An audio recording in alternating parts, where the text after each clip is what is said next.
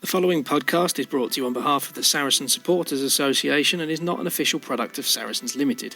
Views expressed on the Fezcast are those of the individuals and do not necessarily reflect the official policy or position of Saracens Limited, the Saracens Supporters Association, Saracens Mavericks, or any other entity. The Fezcast is designed to be inclusive for the whole Saracens family, however occasional adult content may evade the censoring robots, so discretion is advised. Content provided voluntarily by our guests and contributors are of their own opinion, which may change over time and should not be taken as fact, particularly as the podcast hosts are regularly talking drivel anyway. If you've got some drivel of your own you'd like to share, you can find us on Twitter and Instagram at Fezcast_SSA. You can search Facebook for the Fezcast, or you can email fezcast.ssa@outlook.com. It's the Fezcast with Matt Barlett and Jez Denson, in association with the Saracens Supporters Association.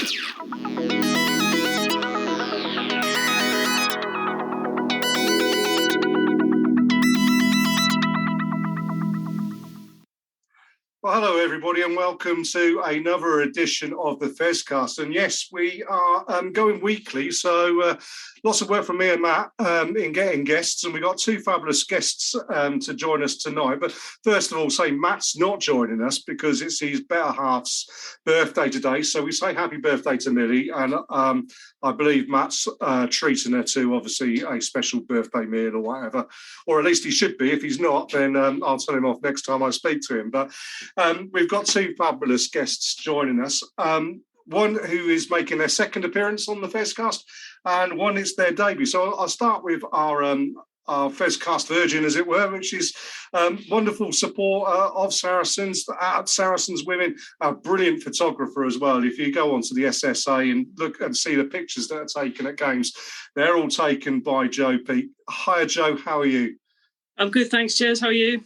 Oh, wonderful. Thank you. Thank you for joining us. And before I introduce our next guest, just give us a little bit of a background of your involvement with Saracens, where it started, and what you do with your support.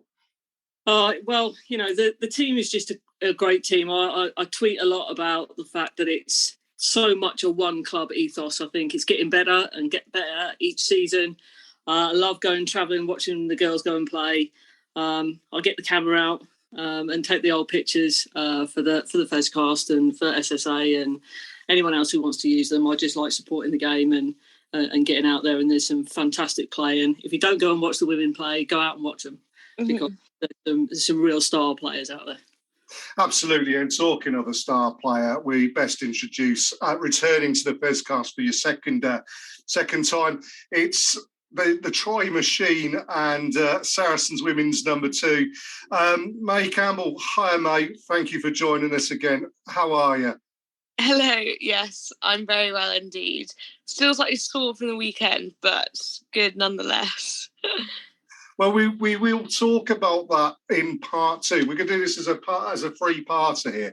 But yeah, it was a big game on the weekend, and following perhaps a humbling result the week before. Well, we'll cover that all off in part 2. But yeah, good to see you here, mate. Well, first things first, we need to have a chat about the men's game that was on Saturday night. I don't know if you saw it, May, or where you were getting prepared for the next day's game, and Jay. But yeah, a game too far, perhaps the men. Very difficult always to go down to Toulon in the stadium down there and get a result. I don't think many teams go to Toulon and get a result, but a hostile atmosphere. And at the end of the day, I think the lads did valiantly, but, you know, came up short in the end. And first things first, if we were recording this in the immediate aftermath on Saturday night, there would have been a Jez rant coming, I think. And there will be, I'm going to mention a few things, but first thing, you have to admire Faz's honesty in post-match comments. He was very honest that, you know, holding hands up and saying they didn't do good enough.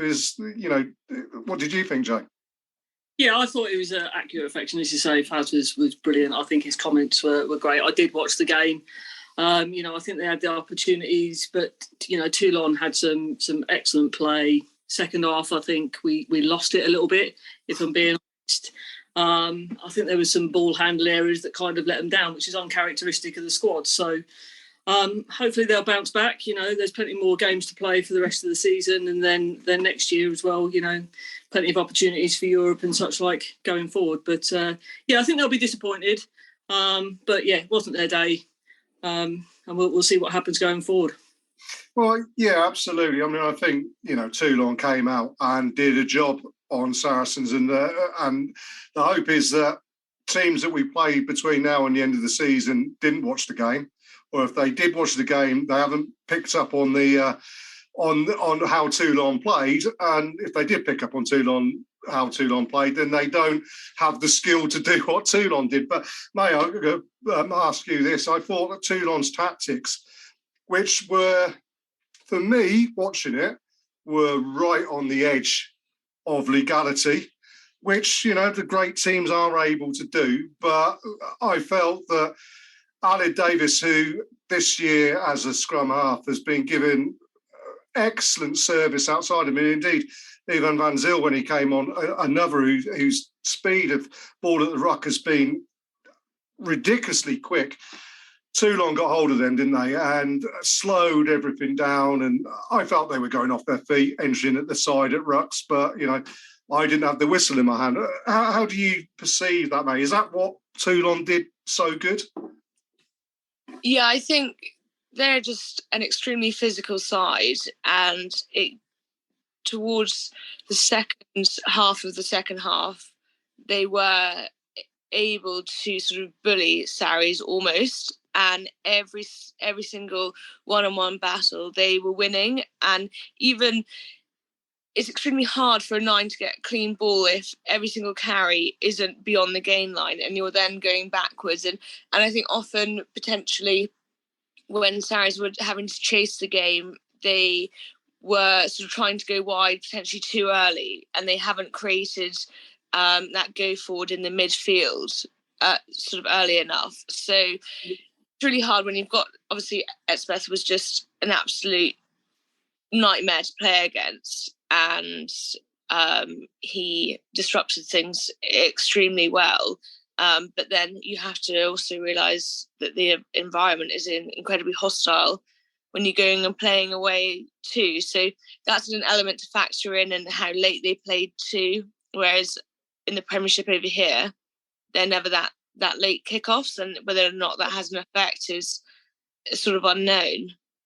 Yeah, absolutely. I think you're right there. And you mentioned the hostile atmosphere there, which brings me on to the merry whistleblower. And I'm not going to ask you, May, to comment on refereeing, because I don't think that's fair as a player. But I think me and Jo can mention it.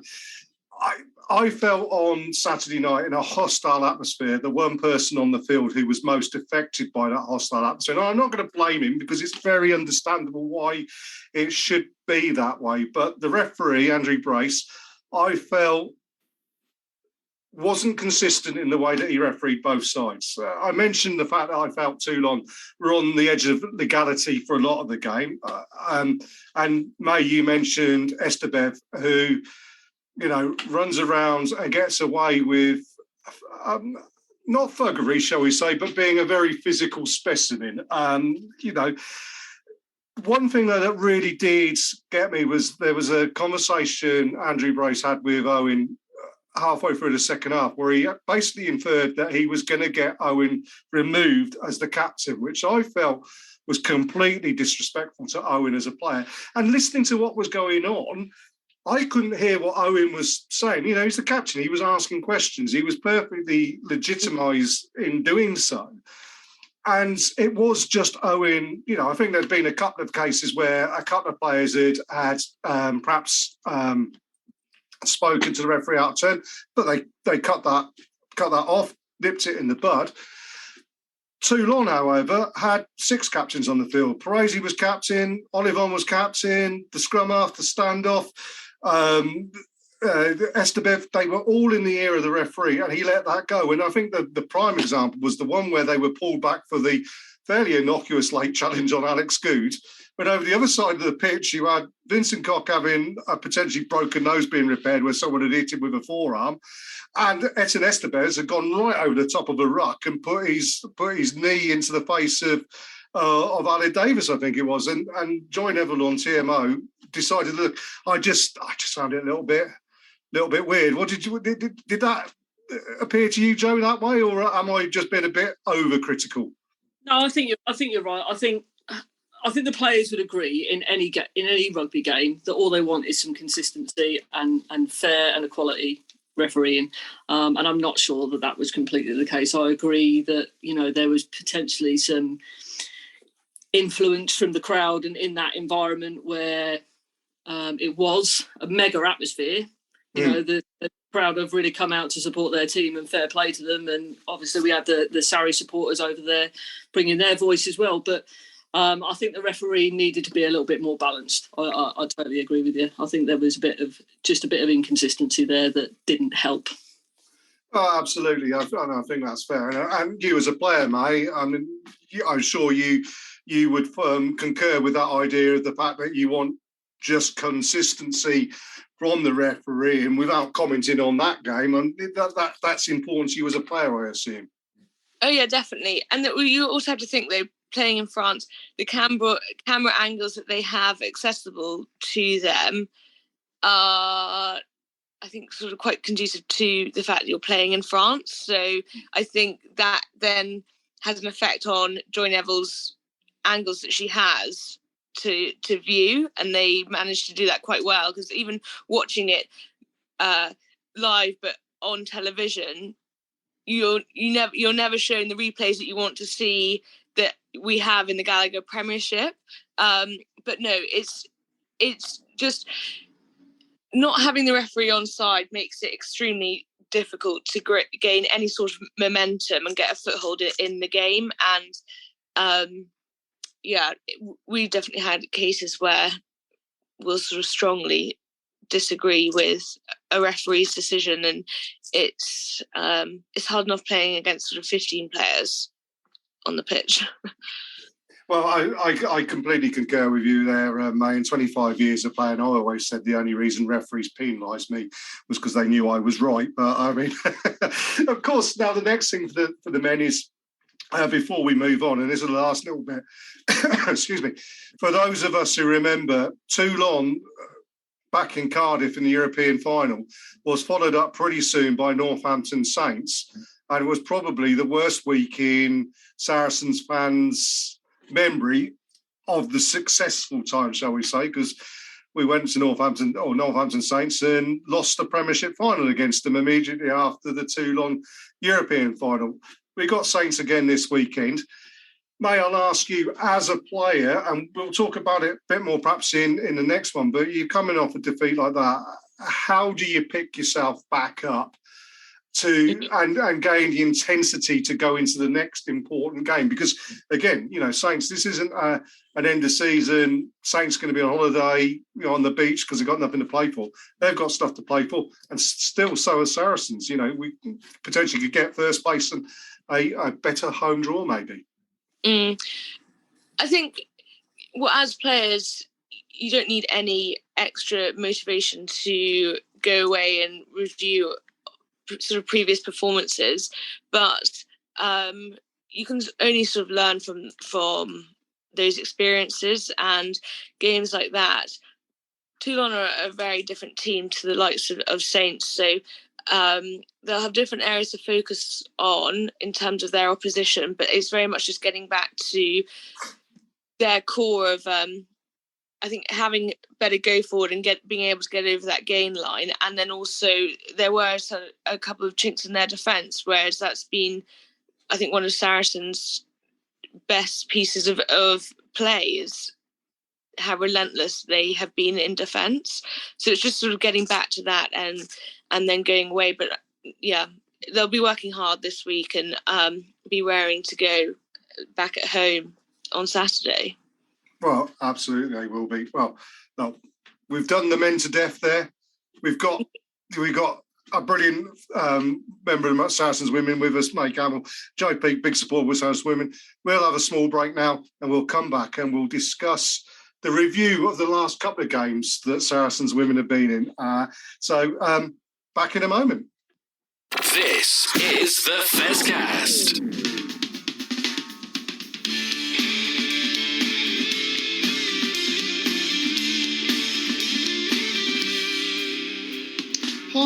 This is Jez from the Fezcast to tell you about another one of my passions. I love music, and I have my own radio podcast station, Taka Blowpig Radio. This is the home of great music presented by myself and my friends, be it folk, rock, indie anthems, progressive music, you name it, we've got it covered. So if you want to listen to some great music, tune in to us at mixcloud.com/Taka Blowpig. You're listening to the Fezcast.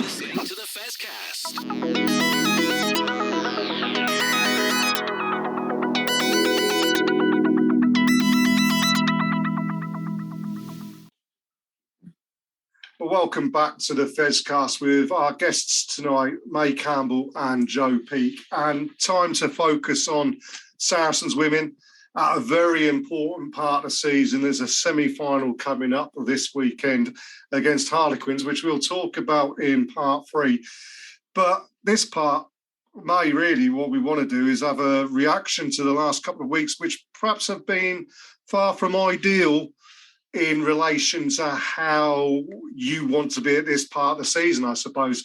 Exeter Chiefs away was, a humbling experience, was it, May?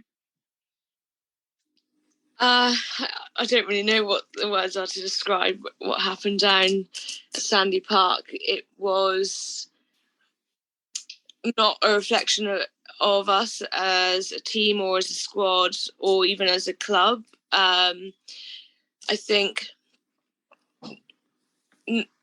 obviously, with the Six Nation break, with all the internationals leaving for that sort of 6-7 week period, that does cause some disruption in terms of players going in and out. And then you have to look on the other side of it, whereas due to how many international sort of overseas players that Exeter have, they didn't lose anyone. So they managed to go through that whole entire cup campaign and have the team week in, week out. And I think back to our performances that we had of that string of games before Christmas, were probably some of the best rugby that we've played, and then going to the Stoop and winning. Momentum is a huge part of the game, and it's just, we sort of only had a couple of sessions back with the internationals, and it's learning how the timings of running off different individuals, but no, we definitely fell so far short at Sandy Park, and it was, I think embarrassing is probably the appropriate term to individual and also team performance. Well, that's very honest of you, May. And Jo, I mean, I suppose as a supporter, you appreciate that honesty from players of understanding that it wasn't what they wanted to put out on the field. It wasn't reflective of them as a group. And I suppose that's what you want to hear from players after that sort of performance. Yeah, absolutely. I mean, I was unable to go down to Sandy Park to watch, but watched on the live stream, and you could start to see, particularly in the second half, the team being frustrated themselves with their own performance, and having that honesty and reflection of, that they've not perhaps performed that is reflective of their team, because we knew that it wasn't.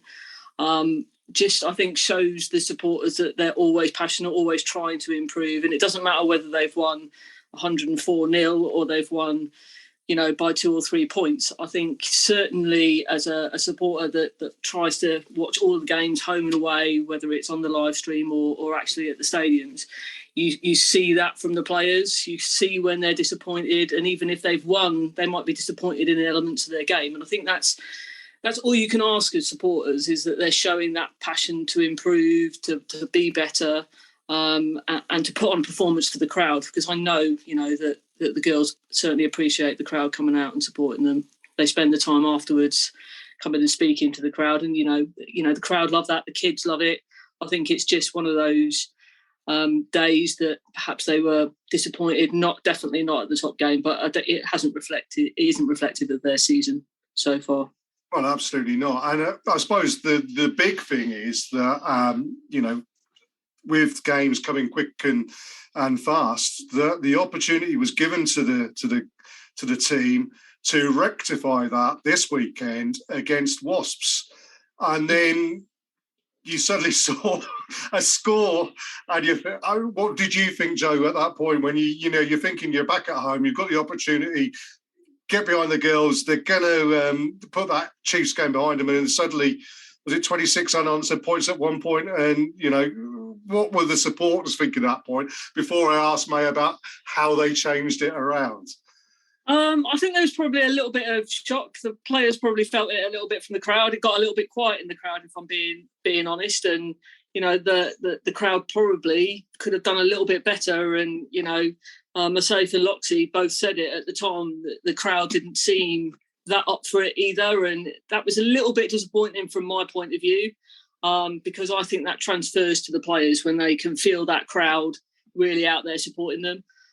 Yes, Wasps hit very early, and it got a little bit worse after that. And as you say, a few points. But I have to say, as I said before, the passion and the pride that the girls hold in terms of playing and getting in there.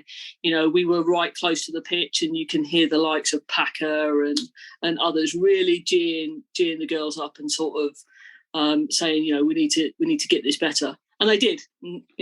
Second half, it was like a different team, certainly in the back half of the second half. They started playing, pulling the ball around. The offloads were absolutely immense in the second half. And obviously our friend May scored an absolute wonder try as well. So it was brilliant.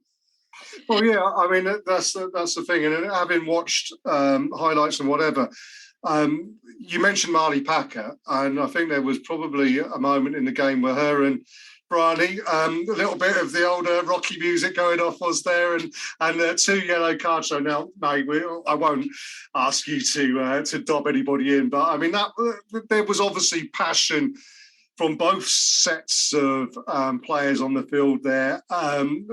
What was the spark though that really got you back into that game, and then manifested itself in that amazing comeback by the end of the game? I think it's because we knew when we were points down, it was just due to it sort of wasn't anything major. So like their first try was an intercept, which is lucky for them, unlucky for us. And it wasn't as though at one point it was almost like we were bleeding points again.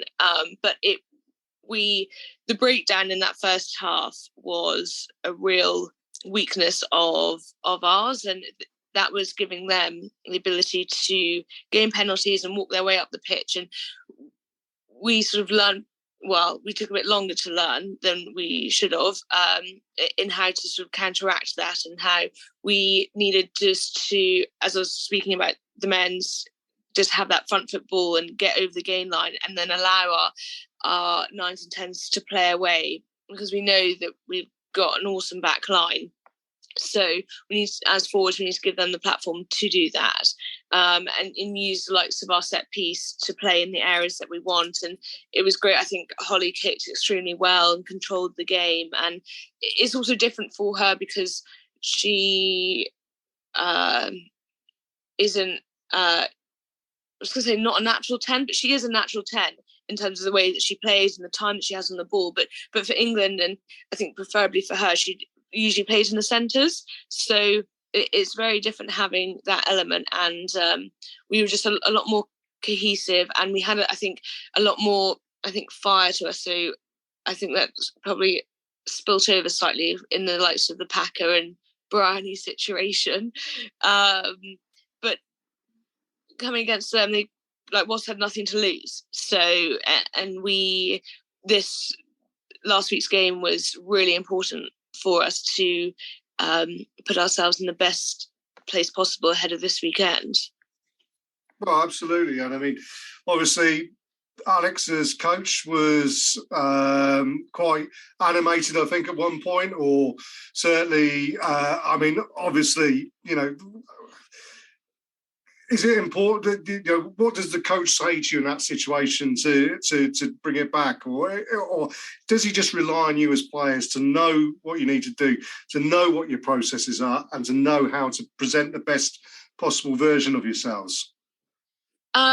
It's definitely a mixture of what we need. Sometimes we definitely need sort of a good shouting at, and sometimes we need just to be told sort of key specific details of what we should do in these certain areas, and those fine tweaks of where they may be going wrong. But I think Alex is very good at knowing what is needed when. And then you've also obviously got Chippy running on the water, so he's constantly feeding in to us regarding the set piece for us forwards, which is hugely helpful, because you don't necessarily see everything on field. So having that other set of eyes is always helpful. Well, excellent. Well, at the end of the day, you got a result from that game. Momentum into the semi-final, which we'll talk about in part 3. But before we move on, I just wanted to ask both of you.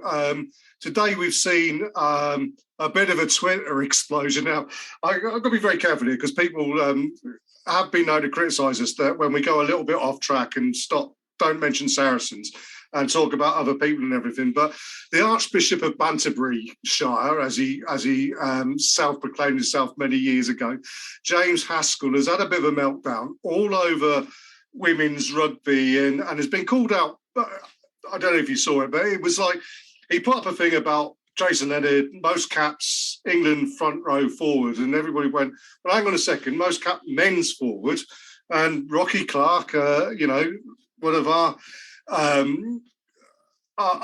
Saracens is the most capped forward, and women's rugby's gained such good exposure over the last few weeks, particularly with the Six Nations. And you've seen the Six Nations, the viewing figures, you got 500,000 people, 650,000 people. How important is it for people within rugby to actually buy into this and realise that what you've got is a great product, that you're fabulous athletes, you are technically superb, particularly in England, you're professional, you're training the whole time, you're really putting out there a fantastic product. And Joe, I'm sorry, I'm going to come to you first, Joe, because you've been very, very vocal tonight in saying that people should go along and watch, and we really should.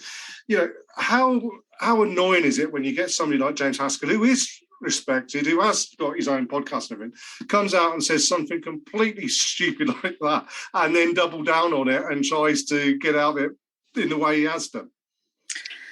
Well, I think it's really frustrating. As a supporter, I think it's frustrating. As a supporter of rugby in general, I think it's frustrating. But to hear somebody who seemingly advocates for women's rugby, does some media around it, I think it's really frustrating. It puts people a step back, and it's not great when you, as you say, you double down with his comments afterwards, and I just think there's just no need for it. I think somebody made a comment during the Twitter feed that if we talk about athletics, for example, it's the men's 100 metres and it's the women's 100 metres. Why is rugby perhaps presumed as men's rugby? Should we have men's rugby and women's rugby? Or do we just say rugby, but it means both? And I think, sometimes you can get hung up on the semantics. I agree that, sometimes political correctness gets in there, but I don't think there was any need for the comments that were made afterwards. I think Simi Pam made a valid comment. I don't know whether anyone saw Rocky's post where the picture that they'd originally put on there, it was basically Rocky saying how Rocky Clark looks at James Haskell and good, bad rugby when they miss out the actual female players.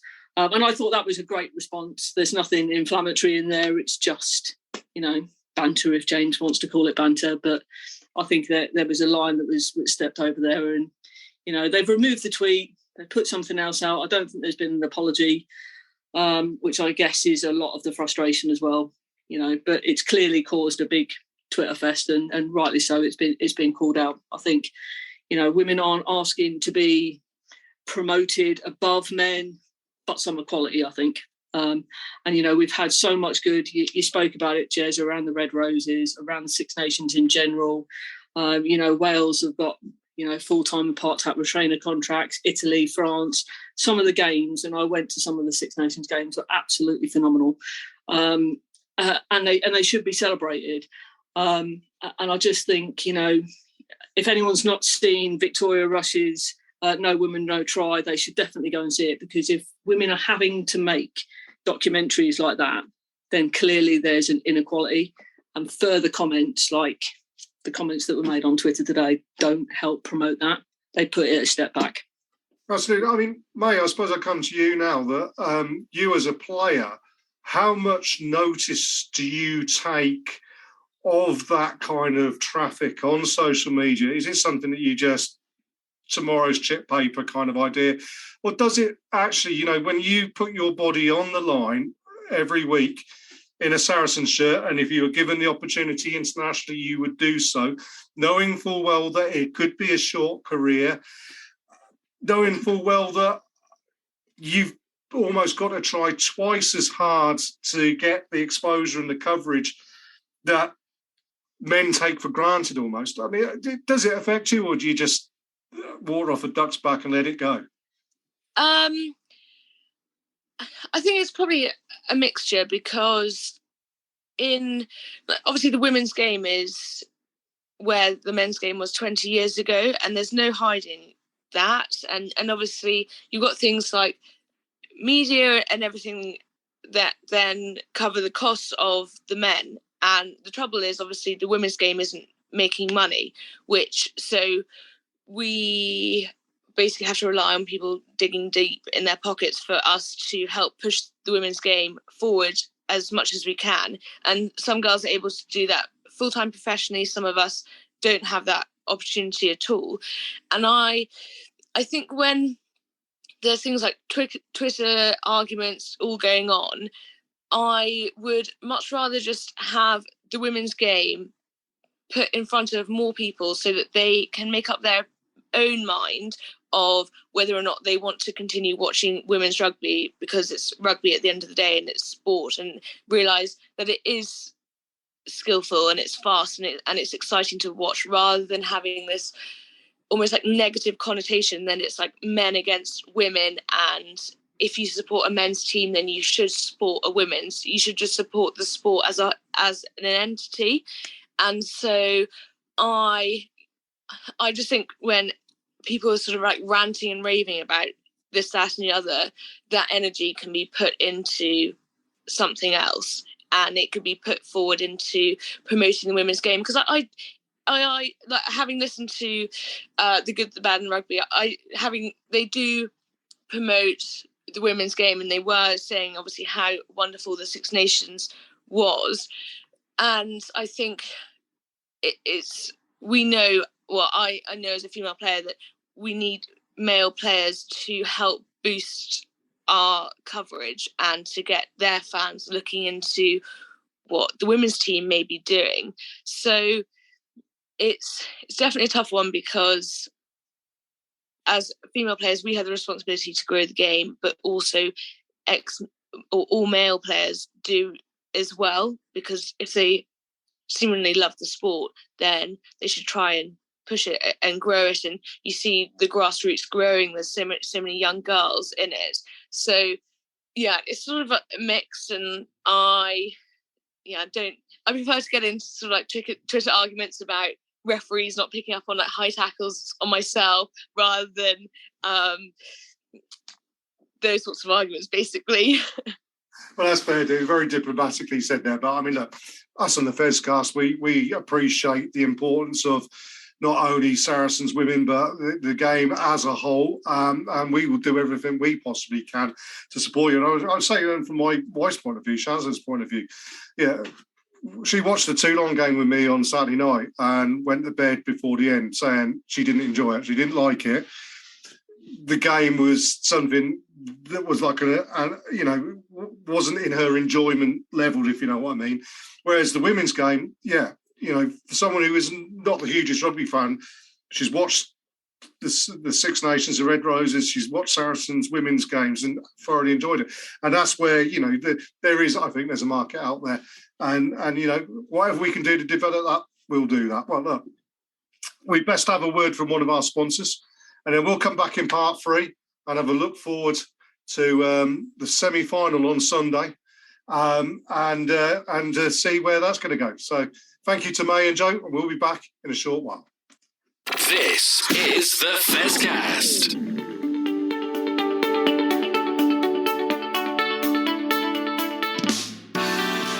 Hi, I'm Alex Lewington, and I'm a Looseheads ambassador. I'm Sydney Gregson, and I'm a Looseheads ambassador.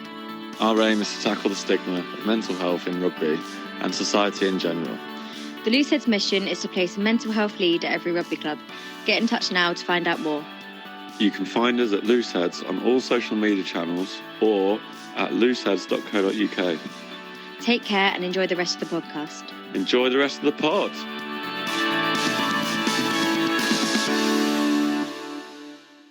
You're listening to the Fezcast.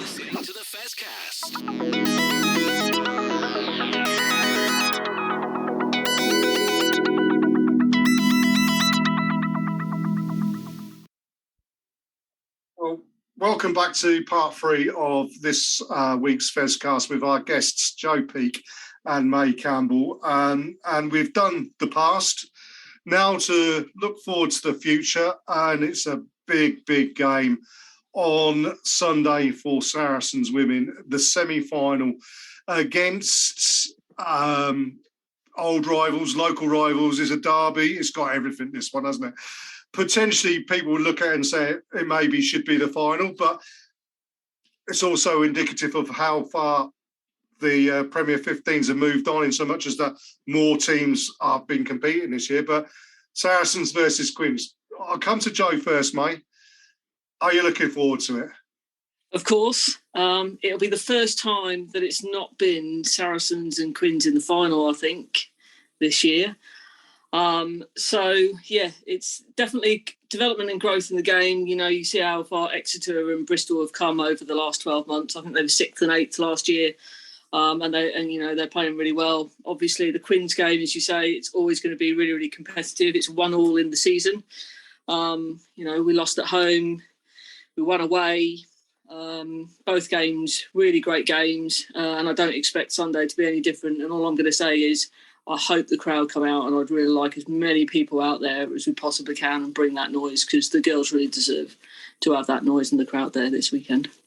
Absolutely. And, that is so important, I think. May, I'll ask you the same question. How much anticipation is there from yourself and the squad looking forward to locking horns again with the girls from Quins? Yeah, I think it's a mix of emotions, a huge amount of excitement, because we've obviously worked so hard to secure top spot in the league, and having a home semi-final and then being against Harlequins doesn't really get much bigger and better than that for us. And so we know that we'll have to take all the opportunities that arise and play in the right areas. We just need to make sure that all the previous hard work we've done this season comes into play, and we draw on all of that experience. But I'm really looking forward to that game. Absolutely. What is preparation going to be like this week in the build-up? Is it going to be high intensity, high impact, get yourselves like tearing things apart, or is it very much more a case of, look, we know what we need to do, we'll just run through what we need to do, be very calm, collected, whatever? What is the emphasis this week in training? So I'm not entirely sure, but we'll have a team meeting and analysis tomorrow evening ahead of training. I imagine we'll go through, I guess, what worked well for us on Saturday, areas that we need to really work on and develop, and the key technicalities around that. Then I imagine Tuesday session will probably be sort of quite contact heavy and physical, so that we're as primed as possible. And then we'll have another session all together on Thursday, and then we'll have also a captain's run on Saturday. So I'm not sure what Thursday session will entail with having an extra day ahead of game day, but Saturday will be very much just sort of fine-tuning all of it and knowing the plays that we'll do in certain areas of the pitch. So we're just all on one page, really. So, I mean, and that's the other question as well. And say, don't give away too many secrets or anything like that. But squad's all fit, everybody's kind of like, there's nobody that's going to be suddenly missing who we'd be worried about. Is it everybody's all good? Are they, May?